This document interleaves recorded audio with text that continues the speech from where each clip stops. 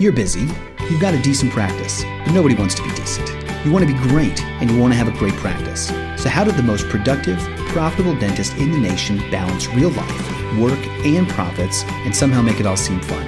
Well, it comes down to simple, everyday practices. So grab a lunch, join us as we chat with top clinicians and influencers to discover their formula for uncommon success. Are you ready? Then it's time to explore everyday practices with Vicki McManus-Peterson and Dr. Chad Johnson. Hi, everybody. Welcome to Everyday Practices with Vicki McManus-Peterson. Hi, Vicki. Hi, Chad. Well, today we have a special guest with us, one of Dr. Bruce Baird's assistants, Sommer Carrol. Sommer, how are you? I'm doing great. Excellent. Thanks for joining us from Granbury. It looks like you're on the second floor of Granbury Dental Center.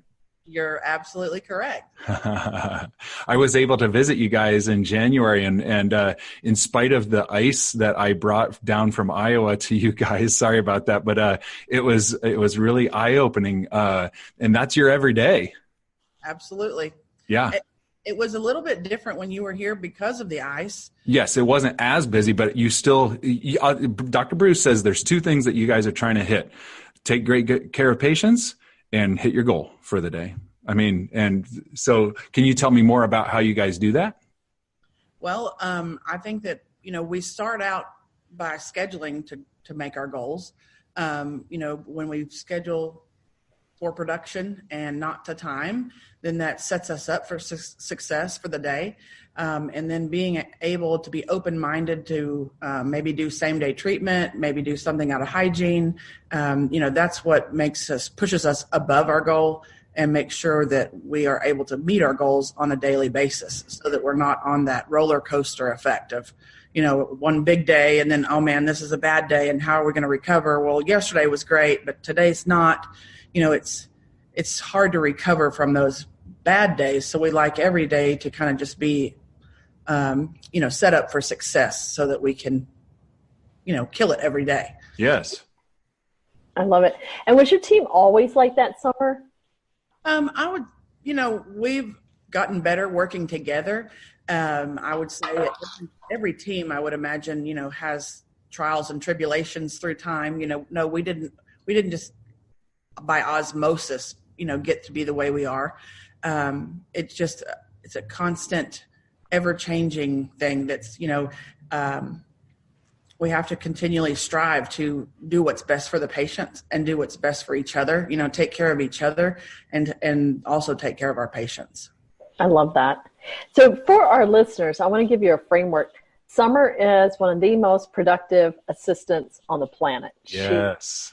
Dr. Baird, over the 15 years that we've been working together, Sommer, I've watched you. You've been every step of the way on that journey.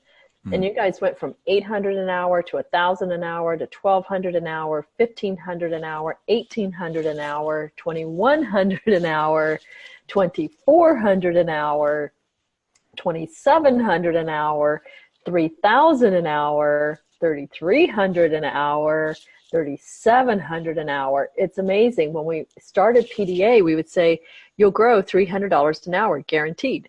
Now, whether that takes you 3 months or 3 years is kind of up to the team and how cohesive they are. But you and Bruce and Gay and Shannon and Cammie and Michelle, I mean, you've worked together as a team to grow $300 an hour consistently for the last 10 years. Like you never stop growing. And I flew my parents to your practice from Georgia to Texas 5 times. That's not inexpensive.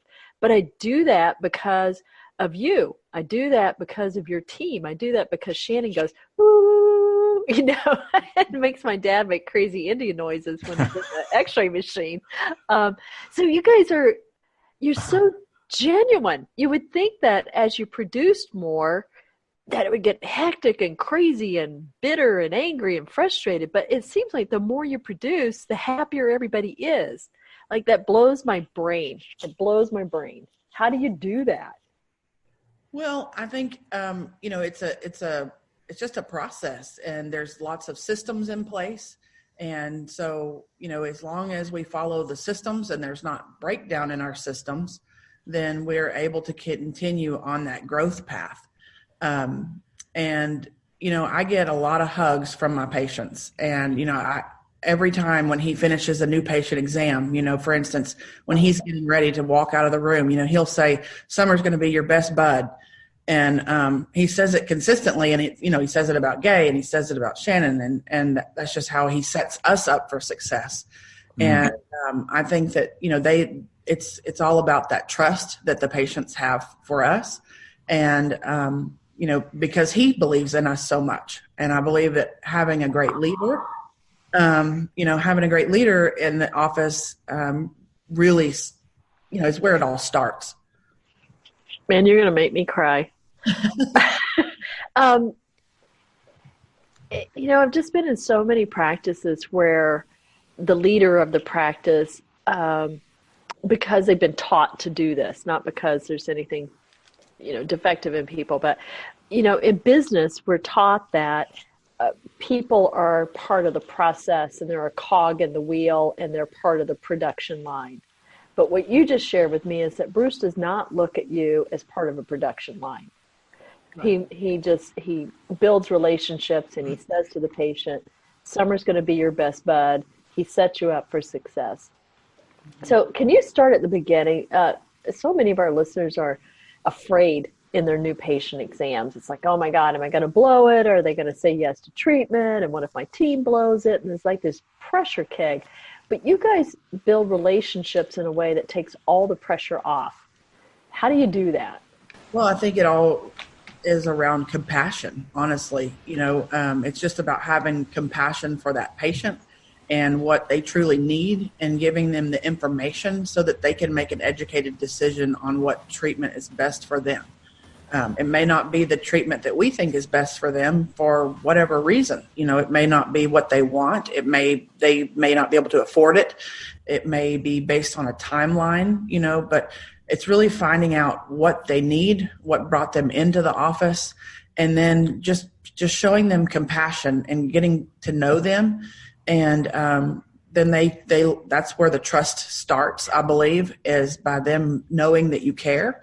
And just showing them that you care, and by telling them that I always tell the patients that I'm here to answer all your questions, whatever it may be, and so we really do begin a relationship, right there at that new patient exam. And I talk a lot about that even at our productivity seminars, because I really think that that's where it all begins. And when they start to trust you, and they want, they expect to see you every time that they come in.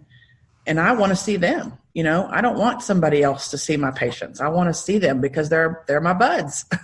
Oh, hey, this is a really good tip. This is one of your everyday practices. Tell us how you code the patients and color code the providers so that you know who's on the books and where they're at in the day.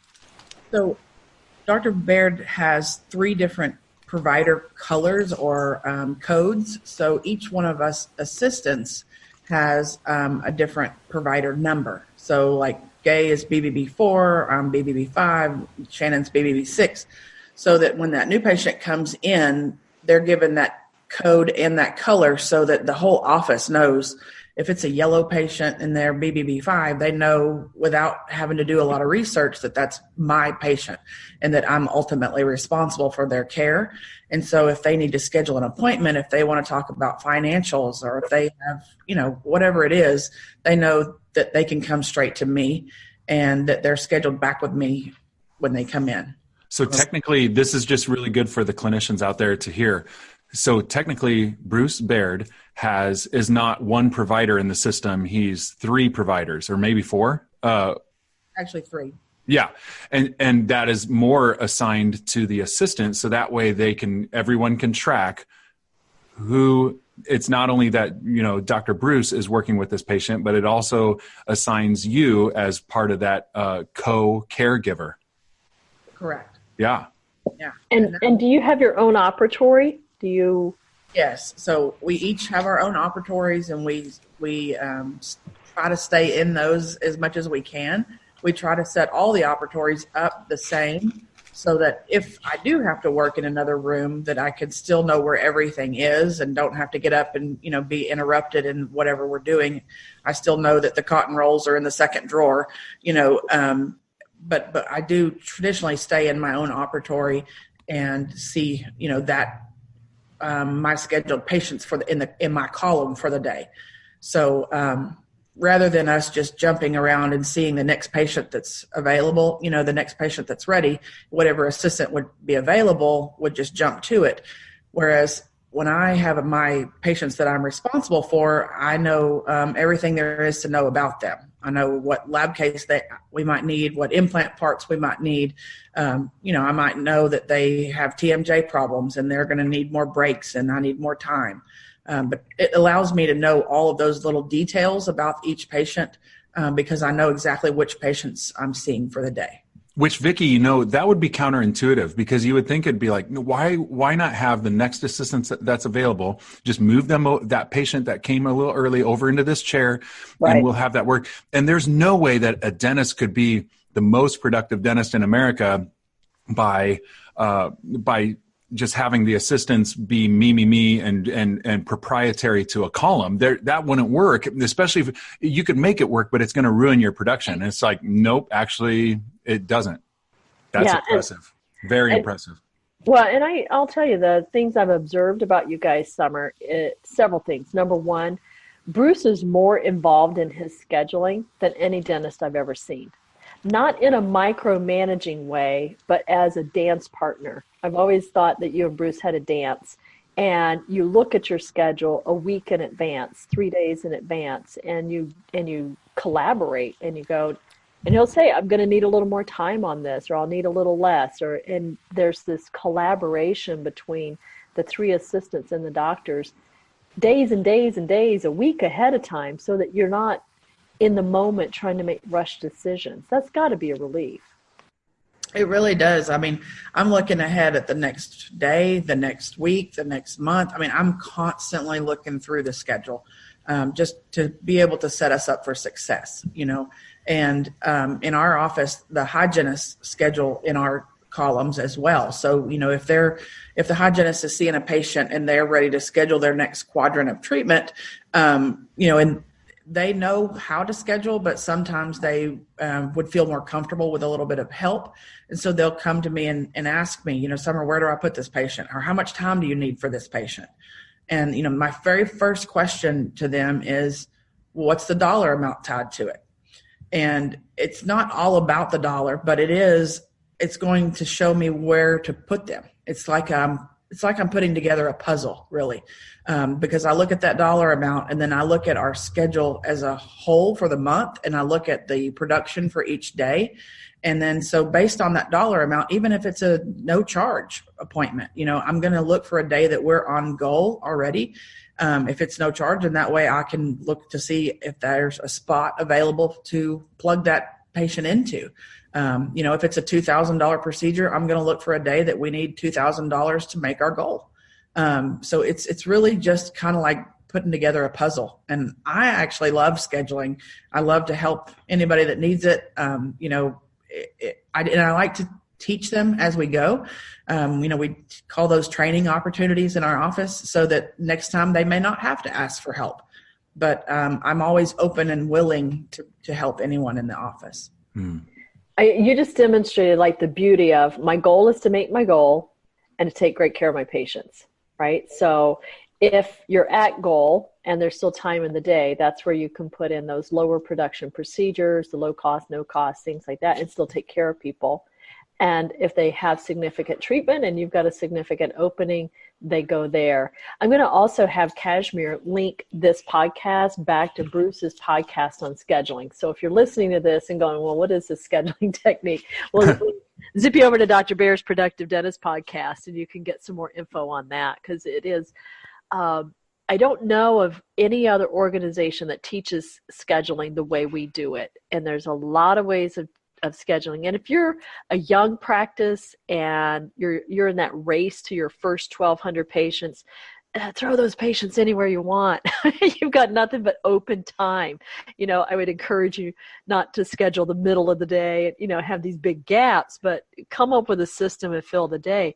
There is a turning point where your practice matures and you can't get past that 400 an hour or 600 an hour or 800 an hour because you feel like you're jammed and you're bottlenecked and you can't find time. And that's where scheduling to production just like flips the lid. And Chad, you've done this. It's kind of like one of those, oh man, those visual pictures where it looks like a princess one time and an ugly hag the other. Yeah, and there's a few hangups or hesitations that a lot of dentists coming to the workshops for Productive Dentist Academy have, and I was one of them. When it's like, okay, but wait, what if someone is in the chair and they only have an occlusal composite on tooth number 5? Why wouldn't you just do it right then? Or what if someone called and we needed to fit that in? How do we do that?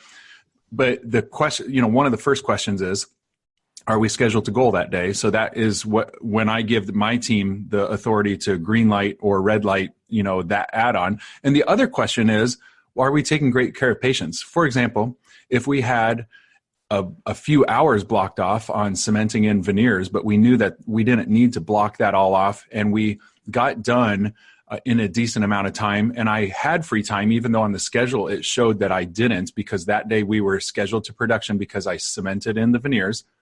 Now all of a sudden I'm done an hour early and I've got this person that needs a composite done. Well, it goes back to that other rule, Sommer, that we were talking about with Dr. Bruce saying the other rule is, are we taking the best care of our patients? And one of those options would be, let's just fit that in right now. Now, that's an exception to the rule that you're choosing to take great care of the patients by, seeing them that day before their wedding or, before they were going on a year-long cruise or just because you wanted to. But it's an exception to the rule, but you did that because you're taking great care of patients and you already scheduled to production. Now you've got some free time to either diagnose more in the hygiene operatories or new patients, stuff like that, or just take care of patients. Yep. And you also have more time to just sit there and visit with them. Yes. And just get to know them more. I think that really having those conversations with patients and really getting to know them, I think that is also a way you can take great care of people. And it makes them go home and tell their friends. They're going to refer people to you because my dentist, he remembered that I was going on this cruise. He remembered that I was taking my kids to Disney World, and he asked me about it when I got back, mm-hmm. Or the hygienist knew that I was, took my kids on vacation because Dr. Baird told him to ask how my vacation went. And it's just the simple things that we do and communicate as a team, so that, again, we're making them feel good that we care about them. So let's talk about that. Sommer, you said you guys have a system for doing this. I know you keep relationship notes. So what's your system? Give me the step-by-step. How do you create it? What are you looking for? Where do you file it? How do you remember that, right? In our office, we use Dentrix, and I'm sure that other softwares have places like this. But in the family file, there's a place there for patient notes. And so during that new patient exam, when Dr. Baird comes in and he is linking with that patient, so he's finding those 2 to 5 links with that patient, whether it be golf, whether it be previous military, whatever they grew up in, in Richmond, Virginia, or whatever it is, those links, we're documenting those so that we can remember exactly who those patients are. And so as he's discussing those things with the patient, I am documenting that in real time in that family file section so that we can go back and look back at that when they're coming back in. Because, a lot of times we may not remember their name per se, but we remember, if I tell him, remember it's the guy that played golf at Pebble Beach there when you were there a year ago, and he was like, oh yeah, I know exactly who you're talking about. It's just the little things that we can do to help us again, take great care of patients. And, when I'm seeing a patient that's been in for hygiene and I haven't seen them in 2 years, I'm going to read those hygiene notes to see what they've been doing for 2 years. And that way I can bring it up to the patient when they're in my chair, and I can just say, I don't have to tell them I was reading your notes. I can just, Cammie and I were talking about you coming in today, and I haven't seen you in so long, but, she told me that you were doing, gardening or whatever it is, so that we can, again, it's all about creating that relationship and making it congruent throughout the whole team, so that we're all setting each other up for success. Mm-hmm. It really feels like you take this patient on an extraordinary journey, right? Like you're going to come in from the world, and this is going to be your safe place. This is going to be your family. We're going to love on you. We're going to take great care of you. We're going to help you overcome your fears about pain and dentistry and the intimacy of getting to know me and the money and all of that. And it's a wonderful thing. Let's talk about money a little bit. I heard you say, I love to schedule and I'll make the financial arrangements and things like that. What the heck is the front desk doing? If you're scheduling, if the hygienist is scheduling, if you're doing financial arrangements, front office just eats ice cream and... Ooh. Yeah. Ooh. I'm sorry, Chad. I shouldn't have said ice cream. Sounds good. If you come in our office, our front desk girls they are so busy. They're answering the phones, making sure people in the lobby are comfortable. They are very busy, and they're a very important part of our team and making it all come full circle. And so the front desk girls are super busy, but yes, we do present treatment plans from the back in the room. We do our financial arrangements in the room, and we do our scheduling from the room. And so when we walk them up to the front, we're basically handing them off, to do their final payment, and then they're free to go. But basically all the rest of that stuff is done in the back, where it's a little bit more private. So it sounds like you're their advocate. Like you really do take on that patient A to Z. Absolutely. I really try to. So that way I can connect all those dots, and there's no room for the ball to be dropped. If I'm handing it off to another person to present a treatment plan, I don't, that may not have heard what he said during the exam. Right. They may not be able to connect all of those dots. And that's one of the times when it's a struggle for me personally. If he's been in there doing an exam with a patient, and if he's ever asked me, hey, can you go talk to that patient? Can you go present that treatment plan for me? Because let's just say we had a newer employee in the office at the time, and he wanted me to go in there and present the treatment plan just so that and have them listen to me. Right. Where it's a little bit more difficult for me to present that treatment plan, because I didn't hear from him verbatim all of the things that he's recommend. I mean, I know I pretty much know what he's said, but I didn't hear it firsthand. And so I don't ever want to contradict what he said or, give them different information or make them feel confused. So I really like to be able to be that person there for them, and so that we can make it all come full circle. Were you just were birthed into doing this? You always were an assistant who did it just like this, right? Yes. I mean, that's just the way we've always done it here in the office. But it wasn't in the beginning. I mean, I remember, I would sweat a little bit and shake sometimes, and I would have to kind of go and I would run to the office manager and say, hey, Emily, can you help me go through this real quick? I just want to make sure that I'm going to say all of this correctly. So it's not an easy process to start out doing. It wasn't easy for me in the beginning, but every day that you do it, it becomes a little bit easier. Every time you do it, it becomes a little bit easier. And when I talk to the assistants at the productivity seminar, that's what I recommend. If you're not doing this already, don't go back Monday and do it with every single patient, because it's going to be too much. You're going to feel overwhelmed. And because we're creatures of habit, you're going to go back into your old ways, and, you're going to slip back into what's comfortable. But if you just pick that one patient that you're comfortable with and that you know already pretty well, then you can talk to them about the financials, and you can, go through that and learn it little by little. Pick one patient a day the first day or the first week, and then the next week pick two. And just start out easy. Yeah, exactly. I like it. Chad, what did you notice when you were down at Granbury Dental in January? What did you notice about the assisting team and how they support the doctor? Yeah, so there was good communication between them. They each had their own roles, that they weren't necessarily overly dependent. So that way, one person could be the life sucker and, letting someone else take care of, like everything else. What's the I don't know. But each of them were not only autonomous, but they were doing their jobs. And with it being a slow day, what I was amazed at was I thought, well, you know what? It's early January. They had this cruddy weather come through that I still swear that I brought down with me. But so I thought, well, it's going to be a slow day. No, sure enough, by the end of the day, it was a slow enough day that it didn't feel rushed. They made goal. And what was the goal that day? Sommer, do you know? I have a guess, but I don't want to be way off because I could be all over the board. Was it 17,000?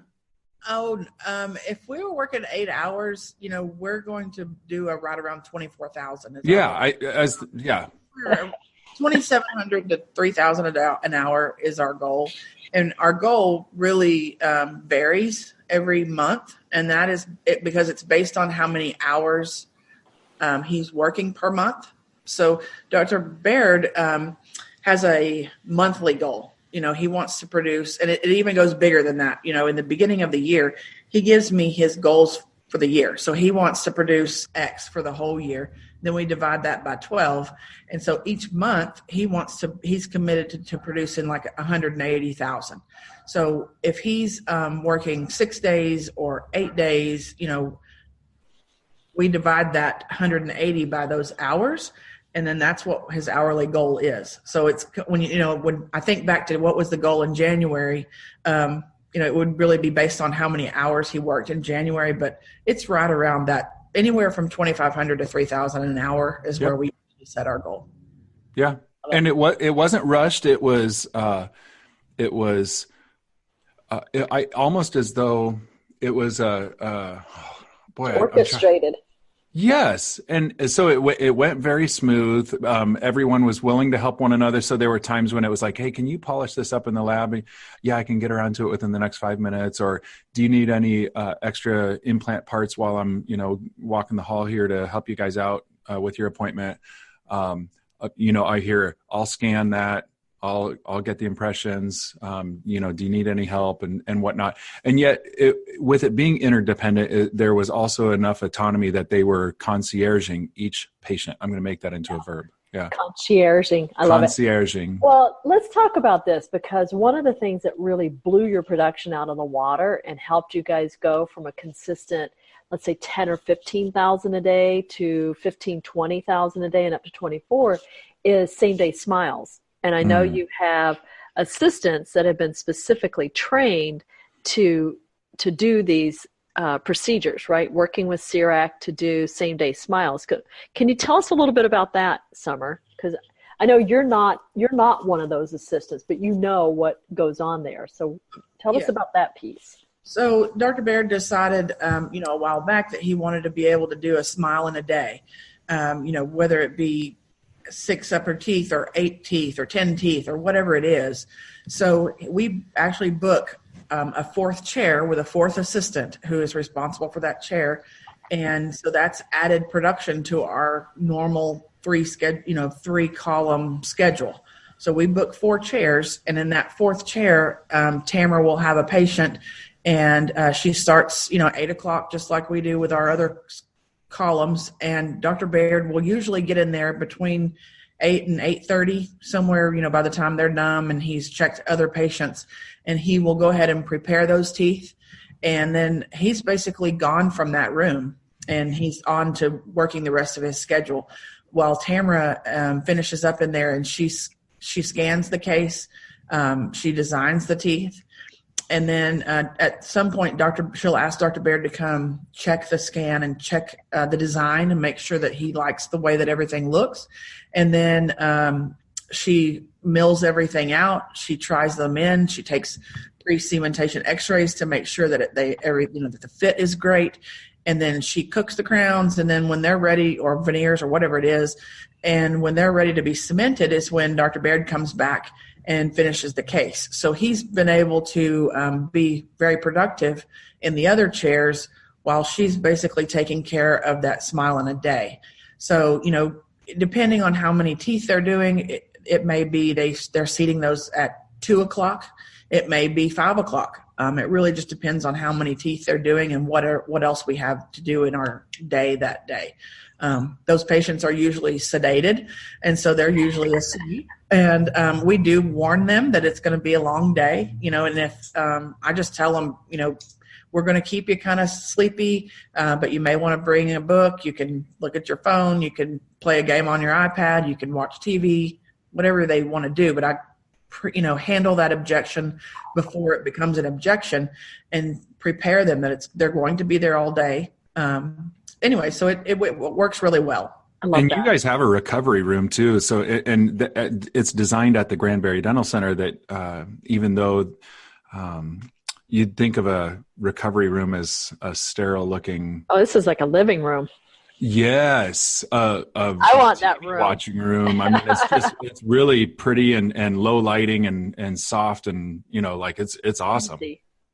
Well, two things I want to point out here if you're listening. Number one, you're in the state of Texas and you do follow all state dental practice acts, and what you can delegate to your assistants is quite limited. Yeah. So for some of you who have EFTAs and expanded function, this is really a huge natural thing. And I remember when you guys started doing this, and it was difficult for Bruce to give up some of this because he loved the milling. He loved powdering. He loved designing. He loved talking to the patients and saying, I'm doing this myself. And his production was kind of stalled at around $1,500 an hour. But he was happy with that. I mean, my God, you're 3 times national average. Right. Who cares? And then one day he just kind of woke up and said, my assistants love doing this. And lab techs are fewer and fewer, like really great artistic lab techs are harder and harder to find. Why not just train them to do the lab work? And, labs are using CIRAC anyway. We've got 3 CIRACs here. And so the idea was born. I remember when you guys did that, and it's just sheer brilliance to have your assistants who have that compassion and that relationship, that people skills, along with the clinical skills, along with the anatomy and physiology, and now giving them to be empowered to do all the milling and the design. I think he was afraid to give that up because he was using it as a wow factor. He talks a lot about wow factors and things that, can make your patient say wow, and that's one of them. Is when he was able to scan that tooth and design their crown, and the patients are like wow, and I always kind of joke around and say that's like his video game, because it's really cool to him, and some people might think it's kind of nerdy or something, but for us dental people it's really cool. But it's still able to be used as a wow factor, whether it's in his hands or an assistant's hands. And I think that that's it's all about how it's presented to the patient. I think it's important to do it right there in front of the patient so that they can see what all goes into it. And anyway, I still believe that it's a wow factor, and it was hard for him to give that up in the beginning, but I think that he's glad that he did.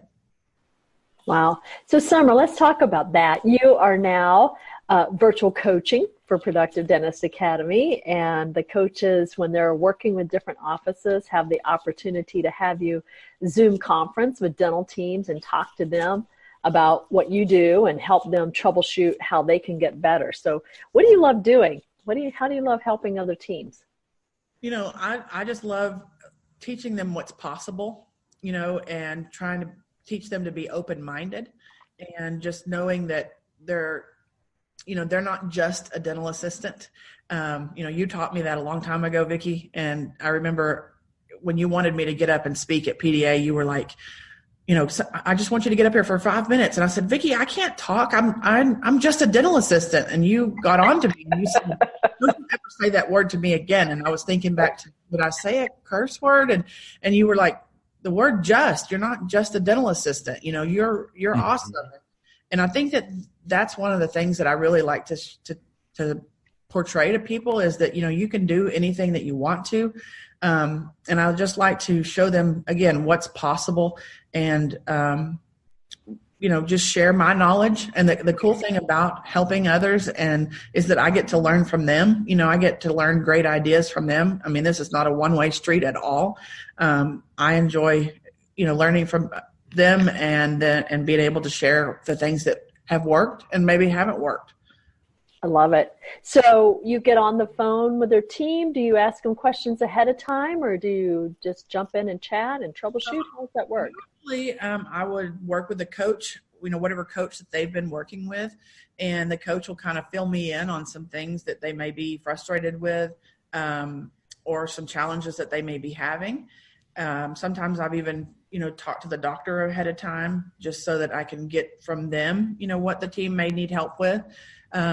Or we can just kind of go back and forth. They can ask me questions and we can chat about it. I really like to be able to help each office with what they need rather than me sitting here, trying to just preach to them for a while, because not every office needs help with the same things. And so I really like to find out what they need specific help with and work on whatever that is.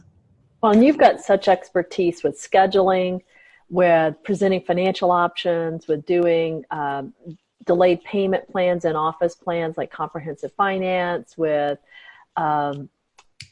risk factors, with new patient exams, with handoffs, with the cooperating with your teammates, and then just true clinical things like keep that crown in your hand before you put it on that raw dentin, all those comfort items that you do. So I hope that more and more of our offices take advantage and have consult times that's baked into our coaching program. So you're listening to this and you're one of the coaching clients and you want to have Sommer spend a little time doing FAQs with your team, just let your coach know and she'll get Sommer scheduled with you. Mm-hmm. Regarding that, Sommer, I had a question. You probably hear some doctors sometimes say, well, my just dental assistant, I don't know how you would word that, but when it's the attitude that they, because I've heard that before where people will say, well, around here, my assistants, they're not Sommer. So when you hear stuff like that, what are one or two of the things that you can help that office needs to become the best them?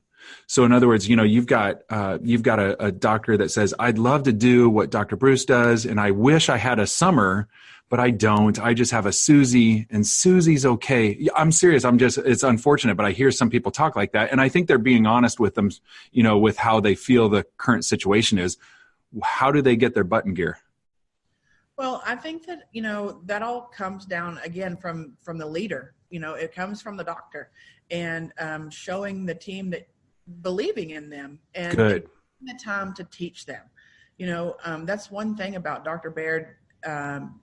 He's not afraid to take the time to explain what etch does to a tooth. Yes. I remember when I first started in dentistry, I didn't know anything about teeth. I had been working at a vet clinic and in high school, and I didn't know the order in which you do a filling. I didn't know etch, bond, fill, and cure. I didn't know those simple steps.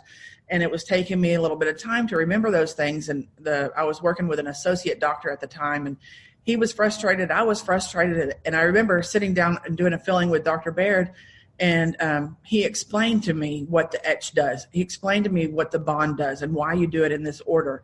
And then it was like, I never had to question it again. Yes. It's not like it took him any more time because we were still doing the filling, but it was just taking the time to teach me and to train me. And so I believe that, I had a patient one time that she was a VA nurse, a surgery nurse, and she told me that she was in charge of training the other nurses that came in. And I said, well, how did you do that? And she said, I just taught them every single thing I know because I want to teach them to be better than I am. And so, that's a mentality when you're not afraid to share all the secrets. You're not afraid of competition. You just want everybody to be the best that they can be. I really think that that's important. I'm not afraid to share all of my knowledge with my team because I want everybody to be successful and I want them to feel good about themselves. What's that? I hear abundance coming through. I love living in abundance.